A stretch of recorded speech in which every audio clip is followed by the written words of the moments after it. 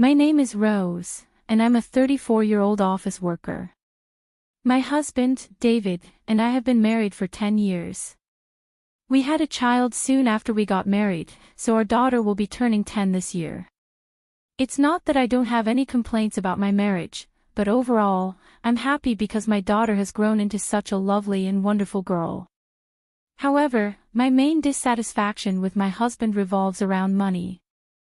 David has a habit of spending a significant amount on his hobbies. It's not excessive, but still quite a lot. I constantly insist that he brings in just enough money to cover the household expenses, like utilities and groceries. But because he only provides the bare minimum, I've had to cut back on other costs. On top of that, I've been paying the rent, covering our daughter's school tuition, and saving for her future education with my own salary.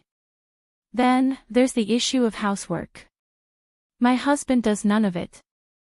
I wanted to split the responsibilities since we both work, but he'd always say, if I do it, it'll just take longer, using that as an excuse to avoid doing anything. So, it became the norm for me to handle everything. Even after our daughter was born, he hardly participated in raising her, claiming he was afraid he might hurt her or cause an accident. As I reflected on our situation, I realized I was quite dissatisfied with David.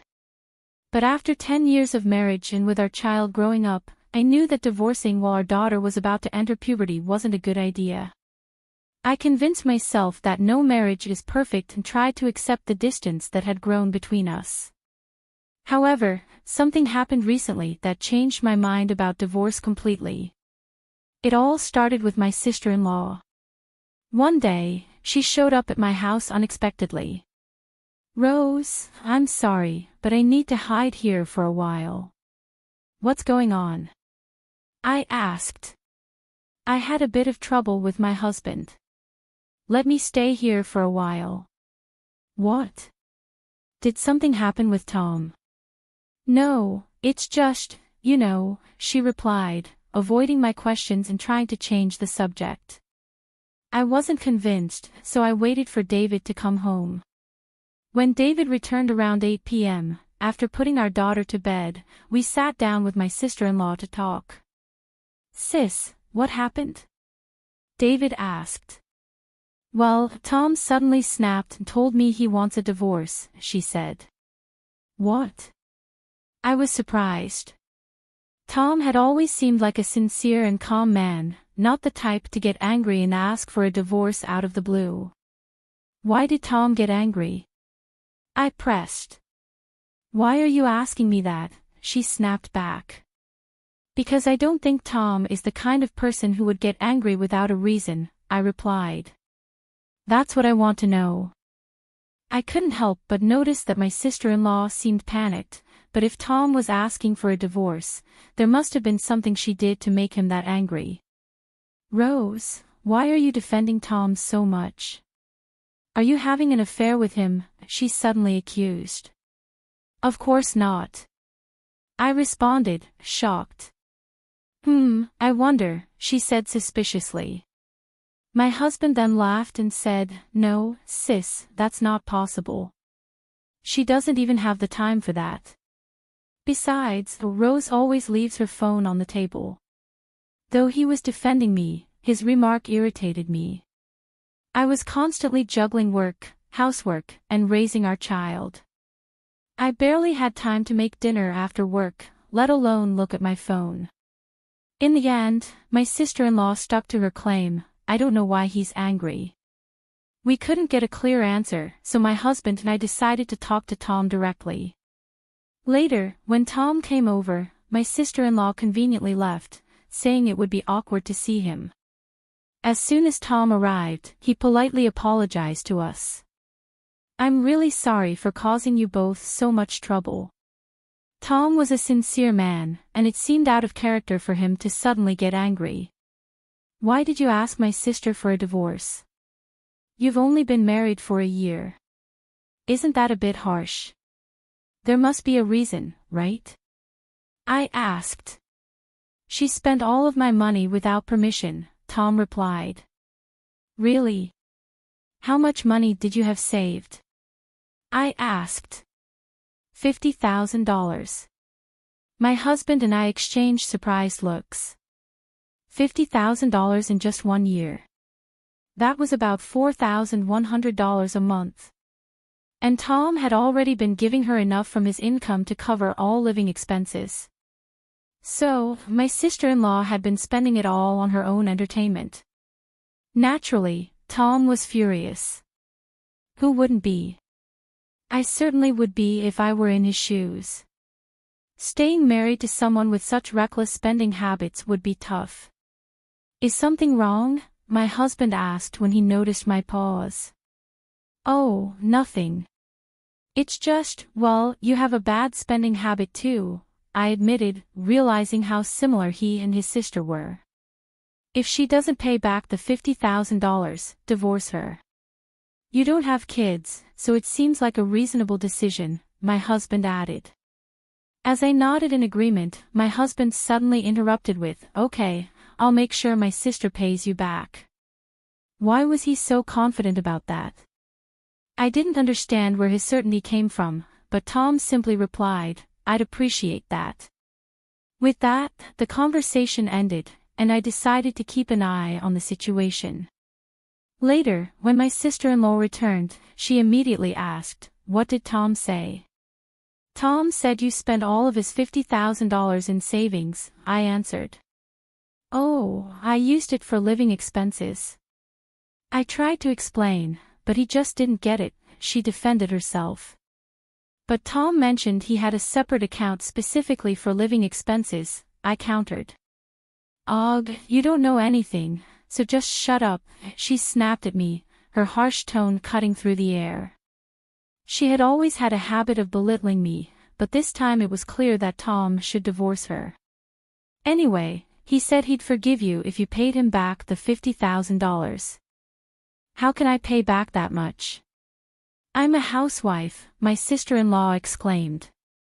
If you can't pay it back, you shouldn't have spent his money, I replied firmly. Well, sis, relax. We have money, right, Rose? My husband interjected. What are you talking about? I asked, confused. She's got $100,000 in her savings, so don't worry, sis, he continued, directing his words at his sister. So, Rose, we're counting on you. Huh? I stammered, shocked. My sister-in-law looked at me with a gleam in her eye. What the hell, Rose? How come you didn't tell me that sooner, she demanded. Wait a minute, I said, trying to process everything. First of all, how did you even know about my savings, David? I found it when I went to your parents' house, he admitted. It was in the second drawer of the closet in your room. You looked through my things without my permission. I asked, incredulous. We're married, for God's sake, he said dismissively. Anyway, your sister-in-law is in trouble, so just give us your savings. No way. I shot back. That money is for our daughter. I'm not giving it to you. You have $100,000, so just give her $50,000, he insisted. If that's the case, why don't you pay her instead? I countered. Whoever has it should pay, my husband argued. Rose, please help me. I'm in the middle of a divorce, my sister-in-law pleaded. That's none of my business. It's your fault, I said coldly. That's terrible.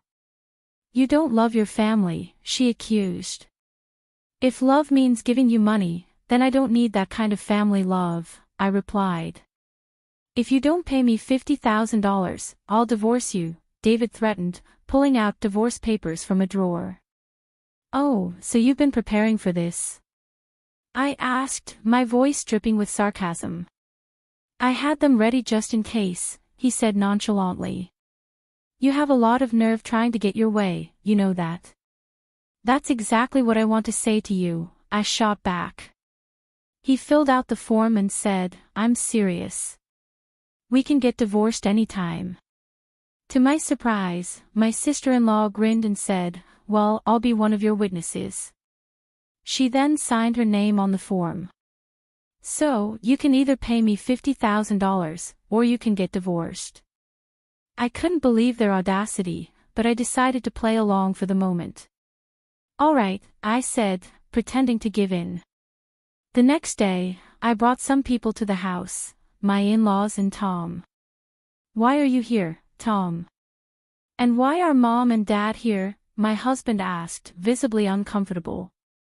I heard the story, his father said. David, don't embarrass yourself. Rose, I'm really sorry for my stupid son and daughter, my mother-in-law added, shaking her head. Tom, we owe you an apology too, she continued, addressing him. Why are you two apologizing? My sister-in-law snapped, confused. You shut up, their father said sternly. We went through your room and found tons of brown bags and jewelry. How did you find out? She stammered, clearly panicking. Tom asked me to investigate, and I did, her father explained. You've had a habit of hiding things since you were a child. Tom looked at her sadly and said, I can't stay married to you anymore, especially after you lied about using the money for living expenses. I want you to pay me back the $50,000 and divorce me, Tom demanded. Oh no, my sister-in-law whispered, realizing the gravity of the situation. And David, you're getting a divorce too, Tom continued. What? David looked shocked. Rose has already filled out the divorce papers, and I signed as a witness. We've just submitted them together, Tom explained calmly. What? I won't allow that. David exclaimed. You won't allow it. Tom shot back. What are you talking about?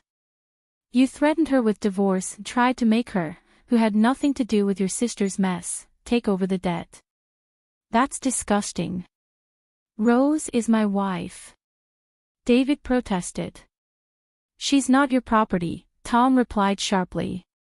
She wasn't born into your family, she's a person, and you should have more respect and care for her. David couldn't argue with that. He hung his head, speechless. My sister-in-law, equally defeated, stood there in shock. Thanks to my in-laws, the conversation ended smoothly, and Tom and I were able to finalize our divorces without any problems. My sister-in-law ended up selling as many of her luxury items as she could, managing to repay about $20,000. The rest was covered by my in-laws, and she was put under their supervision to work from morning till night to pay them back. As for David, I arranged for him to pay child support. I heard that he moved into a cheaper apartment after struggling to cover his rent, living expenses, and child support with his salary. Despite living more modestly, his habit of wasting money persisted, leaving him constantly broke and with no savings. While he continues to pay child support, I'm not worried about him. If he keeps living like that, he'll likely be single for a long time. Meanwhile, I've moved back to my parents' home, working hard while they help take care of our daughter. My goal now is to ensure that my daughter can pursue whatever dreams she has, whenever she wants, and as much as she desires. So, I'll keep saving and nurturing her future.